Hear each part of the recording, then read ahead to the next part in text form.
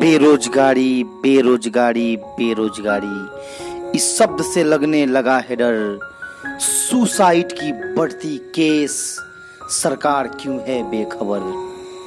प्रधानमंत्री श्री नरेंद्र मोदी जी, मैं आपसे हाथ जोड़कर प्रार्थना करता हूं कि आपने मन की बात तो बहुत कर लिया, अब युवाओं की दिल की बात भी सुनिए। ये जो केंद्र की सरकार है वो रोजगार के मामले में निकम्मी हो चुकी है। ये निकम्मी सरकार है दोस्तों, जो रोजगार के मामले पर एक बार भी चर्चा नहीं करती है।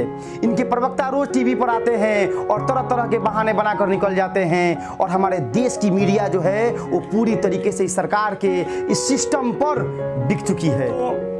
आप जैसे ही न्यूज़ खोलिएगा आप देखिए तरह तरह के डिबेट, तरह तरह के मुद्दे उस पर चल रहे होते हैं, लेकिन कोई ऐसा न्यूज़ नहीं है जो रोजगार के मामलों पर आपको चर्चा करते हुए दिखाई देता हो। दोस्तों, मैं इस सिस्टम के खिलाफ नहीं हूँ, और ना ही मुझे किसी पार्टी का प्रचार या दुष्प्रचार करना है, और ना ही मैं मिस्टर मोदी के खिलाफ हूँ। लेकिन आप याद कीजिए, जब 2014 में मोदी जी आए थे तो पूरे देश के युवाओं में एक लहर था कि एक नया प्रधानमंत्री हमने जो चुना है वो हमें रोजगार के रास्ते पर लेकर चलेगा। लेकिन वही क्या युवाओं को रोजगार मिला दोस्तों? नहीं मिला। हमें सिर्फ और सिर्फ आश्वासन मिले हैं। क्लियर है दोस्तों? और मुझे याद आता है वो कुमार विश्वास की 4 लाइनें कि तुम तो चले थे लेने स्वराज सूरज की सुर्ख गवाही में, आज स्वयं टिमटिमा रहे तुम जुगनू सी नौकरशाही में। इस आत्म प्रवंचित बौनों का दरबार बनाकर क्या पाया, जो शिलालेख बनना था उसे अखबार बनाकर क्या पाया।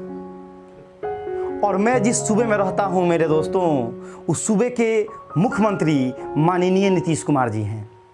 इनके बारे में तो जितनी चर्चा की जाए उतनी कम है, क्योंकि ये सरकारी नौकरी नहीं लाते हैं, ये पंचवर्षीय योजना लाते हैं। जैसे ही चुनाव नज़दीक आता है इनके खजाने से नौकरियों का पिटारा निकलने लगता है, और ये दोबारा सत्ता में नहीं आए तो नौकरियां जो होंगी वो हवाई हो जाएंगी। दोस्तों, इनकी अभी एक योजना आई है जो आपके स्क्रीन पर है।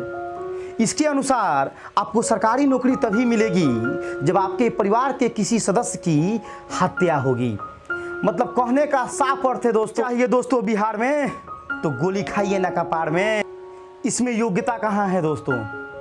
इसमें योग्यता कहाँ है कि बात अब बिहार में ना की जाए तो ही अच्छा है, क्योंकि आप कोई भी बिहार का एग्जाम उठाकर देख लीजिए, सब, चाहे वो बिहार पुलिस हो, बिहार दरोगा हो, सबका पेपर लीक हो जाता है दोस्तों। इसीलिए तो कहा जाता है कि सारा टैलेंट चला जाएगा भाड़ में, एक बार फॉर्म भरिए हमारे बिहार में।